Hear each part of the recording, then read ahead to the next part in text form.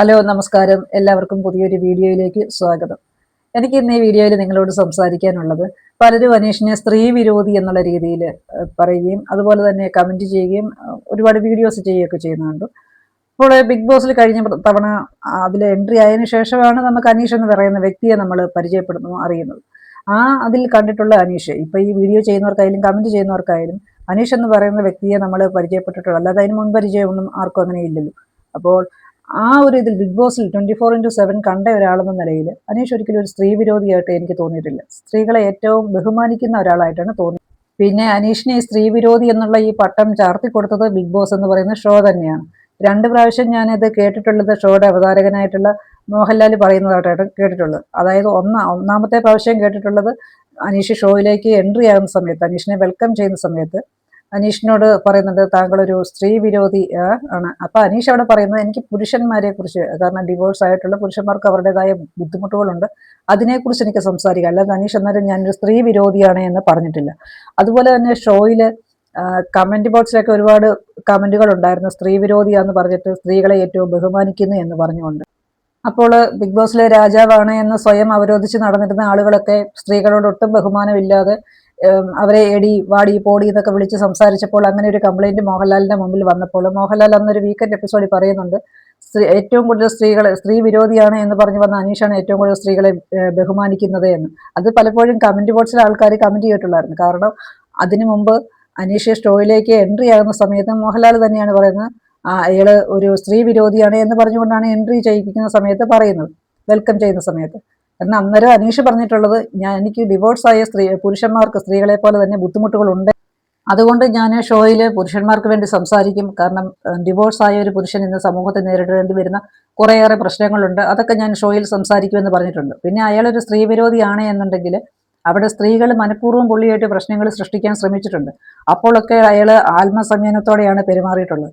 കാരണം ആദില എന്ന് പറയുന്ന അവര് എന്ത് മോശമായിട്ടാണ് അനീഷിനോട് പല പ്രാവശ്യം മനഃപൂർവ്വം ഇറിറ്റേറ്റ് ചെയ്യാൻ വേണ്ടി എന്തെല്ലാം കാണിച്ചിട്ടുണ്ട്. ആ വേസ്റ്റ് വെള്ളം അദ്ദേഹത്തിന്റെ മുഖത്ത് തെറിപ്പിച്ചപ്പോൾ പോലും തിരിച്ചൊരു വാക്ക് പറയാതെ അത്രയും കൺട്രോൾ ചെയ്താണ് നിന്ന്. പിന്നെ അപ്പോൾ നിങ്ങൾ പറയുമായിരിക്കും അയാളുടെ കയ്യിലിരിപ്പ് കൊണ്ടാന്ന് പറയുമായിരിക്കും. എത്ര പ്രാവശ്യമാണ് ഒരു വ്യക്തി ക്ഷമിക്കേണ്ടത്?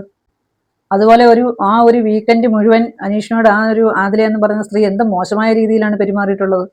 അനീഷ് പറയുന്ന ഒരു കാര്യങ്ങൾ അവരെ അംഗീകരിക്കാനായിട്ട് തയ്യാറായിട്ടില്ലായിരുന്നു. അപ്പോഴും അവരോട് വളരെ മാന്യമായ രീതിയിലാണ് പെരുമാറിയിട്ടുള്ളത്. എന്നിട്ടും ലാസ്റ്റ് അവർ അങ്ങനെ ഒരു പ്രവൃത്തി ചെയ്തിട്ട് എന്ത് മാന്യമായ രീതിയിൽ അവരോട് പ്രതികരിച്ചു. മറ്റുള്ളവരായിരുന്നെങ്കിൽ ഇങ്ങനെയായിരുന്നു ചെയ്യുന്നത്. മറ്റുള്ള ഏതെങ്കിലും ഒരു മത്സരാർത്ഥി ആയിരുന്നെങ്കിൽ ഈ രീതി അനീഷ് പ്രതികരിച്ച രീതിയിലായിരിക്കില്ല പ്രതികരിക്കുന്നത്. പിന്നെ അതുപോലെ തന്നെ ഏറ്റവും വലിയ ഉദാഹരണമാണ് അനീഷിനെ റീ എൻട്രി സമയത്ത് പുറത്തായ ഓരോ മത്സരാർത്ഥികളും അനീഷിനെ കുറിച്ച് നല്ലത് പറഞ്ഞു. കാരണം നിങ്ങളറിയാതെ നിങ്ങളെ സഹായിച്ച ഒരു വ്യക്തി ആരാണെന്ന് ചോദിക്കുമ്പോൾ എല്ലാവരും പറയുന്ന പേര് അനീഷാണ്, സ്ത്രീകൾ ഉൾപ്പെടെ. പിന്നെ ബിഗ് ബോസിലേക്ക് ഓരോ മത്സരാർത്ഥികളെയും തിരഞ്ഞെടുക്കുമ്പോൾ അവരെ ഒരുപാട് ഇന്റർവ്യൂ ഒക്കെ കഴിഞ്ഞിട്ടാണല്ലോ അവരെ അകത്തേക്ക് പ്രവേശിക്കുന്നത്. അപ്പോൾ അനീഷ് എന്ന് പറയുന്ന വ്യക്തിയിൽ നിന്ന് അവർ പ്രതീക്ഷിച്ച ഒരു കണ്ടന്റ് അവർക്ക് കിട്ടിയിട്ടില്ല. കാരണം ഇവർ ടാഗ് ലൈൻ കൊടുത്തു, അവർ ബിഗ് ബോസ് കൊടുത്ത ഒരു ടാഗ് ലൈനോട് അനീഷ് ഒരിക്കലും നീതി പുലർത്തിയിട്ടില്ലായിരുന്നു. കാരണം അനീഷിനോടാണ്, അനീഷ് എന്ന വ്യക്തിയോട് മാത്രമാണ് നീതി പുലർത്തിയിട്ടുള്ളൂ. അങ്ങനെയാണ് അവിടെ പെരുമാറിയിട്ടുള്ളത്. അതുകൊണ്ടാണ് പുറത്തിറങ്ങിയതിനു ശേഷം ആദ്യത്തെ ഒരു ഇന്റർവ്യൂവിൽ മെറ്റേണിറ്റി ലീവിന്റെ കാര്യമൊക്കെ അന്നേരം എടുത്ത് ചോദിക്കുന്നത്. കാരണം ബിഗ് ബോസിന്റെ അകത്ത് അയാൾ ചെയ്യാത്ത ഒരു കാര്യത്തെക്കുറിച്ച് വീണ്ടും പുറത്തിറങ്ങിയിട്ട് അതിനെക്കുറിച്ച് ഒരു ചർച്ചയാകാൻ വേണ്ടിയിട്ടാണ് ഇവരുദ്ദേശിക്കുന്ന ഒരു സാധനം അനീഷിൽ നിന്ന് പുറത്തു വരാത്തത് കൊണ്ട് അതിനുവേണ്ടി ചോദിച്ചത്. പിന്നെ ആ വിഷയത്തിൽ അയാളൊരു ഗവൺമെന്റ് ഉദ്യോഗസ്ഥനാണ്. പിന്നെ 6 മാസത്തെ മെറ്റേണിറ്റി ലീവിന്റെ കാര്യമാണ് പറയുന്നത്. ഇപ്പോൾ നമ്മൾ പറയുന്നുണ്ട് സ്ത്രീയും പുരുഷനും തമ്മിൽ എല്ലാ കാര്യത്തിലും തുല്യത വേണമെന്ന്. ഞാൻ പറയുന്നു ആദ്യം സ്ത്രീയും തമ്മിൽ എല്ലാ കാര്യത്തിലും തുല്യത വേണം. ഒരു സ്ത്രീകൾക്ക് പരസ്പര തുല്യത വേണം. കാരണം ഒരു ഗവൺമെന്റ് സ്ഥാപനത്തിൽ ജോലി ചെയ്യുന്ന ഒരു സ്ത്രീക്ക് 6 മാസത്തെ മെറ്റേണിറ്റി ലീവ് കിട്ടും. അതേസമയം ഒരു പ്രൈവറ്റ് സ്ഥാപനത്തിൽ ജോലി ചെയ്യുന്ന ഒരു സ്ത്രീക്ക് 6 മാസത്തെ മെറ്റേണിറ്റി ലീവ് കിട്ടാറുണ്ടോ? ഒരു ഹോസ്പിറ്റലിൽ ജോലി ചെയ്യുന്ന ഒരു നേഴ്സിന് 6 മാസത്തെ, ഒരു പ്രൈവറ്റ് ഹോസ്പിറ്റലിൽ ജോലി ചെയ്യുന്ന ഒരു നേഴ്സിന് 6 മാസത്തെ മെറ്റേണിറ്റി ലീവ് കിട്ടാറുണ്ട്. എൻ്റെ അറിവിൽ പലർക്കും കിട്ടാറില്ല. കാരണം ഒരു നേഴ്സിംഗ് ജോലി എന്നൊക്കെ പറയുന്നത് വളരെ ബുദ്ധിമുട്ടുള്ള, നൈറ്റൊക്കെ എടുക്കേണ്ടി വരും, വളരെ ബുദ്ധിമുട്ടുള്ള ഒരു കാര്യമാണ്. പലപ്പോഴും സ്വന്തം ചാരിത്രം സംരക്ഷിക്കാതെ മറ്റുള്ളവരുടെ ചാരിത്രം സംരക്ഷിക്കാൻ പോകുന്നവരാണ് മറ്റുള്ളവരെ വ്യക്തിഹത്യ ചെയ്യുന്നത്.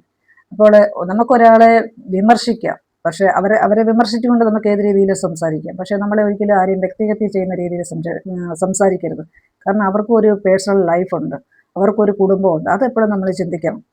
പിന്നെ എല്ലാവർക്കും വീഡിയോ ഇഷ്ടപ്പെട്ടുവെങ്കിൽ ലൈക്ക് ചെയ്യുക, കമൻറ്റ് ചെയ്യുക, അതുപോലെ സബ്സ്ക്രൈബ് ചെയ്യുക. അപ്പോൾ വീണ്ടും വീഡിയോസൊക്കെ ആയിട്ട് വരാം. അപ്പോൾ എല്ലാവർക്കും നന്ദി, നമസ്കാരം.